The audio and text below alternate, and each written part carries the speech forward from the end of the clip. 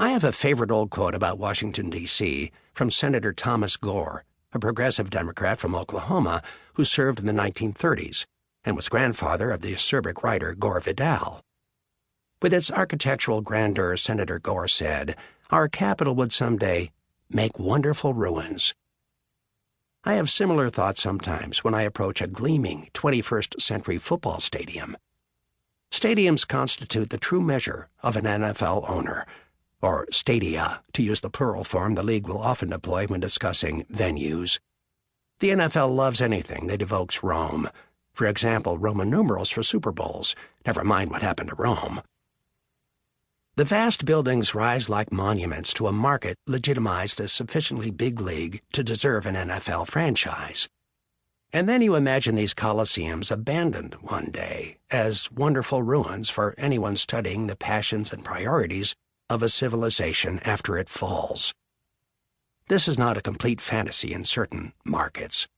The Houston Astrodome, billed as the eighth wonder of the world when it opened in 1965, now sits forsaken in the shadow of the Houston Texans' lustrous NRG Stadium.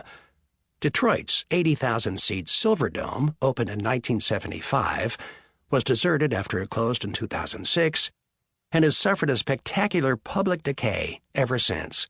A YouTube video of the trashed fossil in 2014 is a haunting thing to behold. As I pursued Brady, I made my first ever trip to Gillette Stadium, the Patriots' home since 2002. In Week 5 of the 2014 season, I flew to Boston from D.C. and drove south to Foxborough to see the Patriots host the unbeaten Cincinnati Bengals, 4-0, in a Sunday night football game. Patriot Place, as the larger complex is called, rises along a could-be-anywhere blotch of car dealerships, billboards, and fast food franchises on Route 1 between Boston and Providence. No one lives at Patriot Place.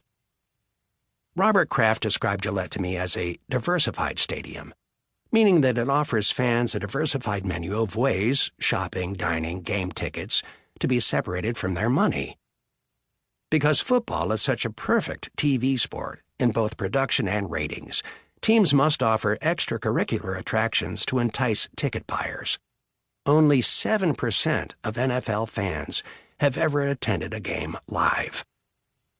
People outside New England who experience Foxborough as a recurring set of the NFL TV studio might believe the town is a quaint village of greens, Revolutionary War monuments, and assorted ye-olde tropes.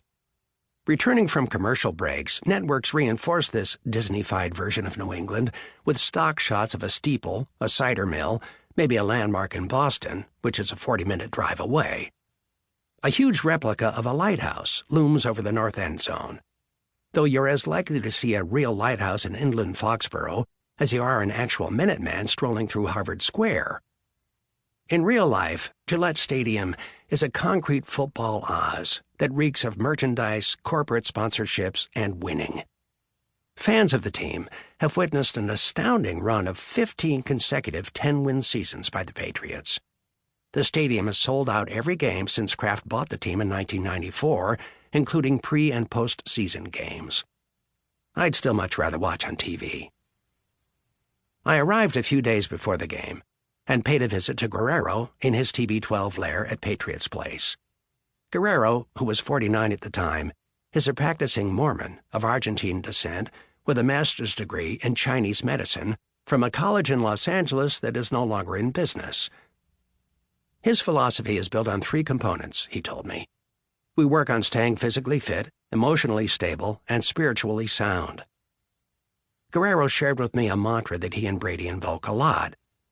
Where your concentration goes, your energy flows, and that's what grows. Brady is always telling his teammates to see Guerrero. It can be a tricky part to play with teammates. The Patriots have their own training, conditioning, and medical program. When I asked Guerrero if the conventional philosophies that govern training and treatment in the NFL ever clash with what he is doing, he said, most of the time.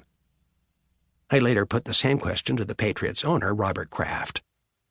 It doesn't come without its challenges, Kraft replied. It's not a straight line.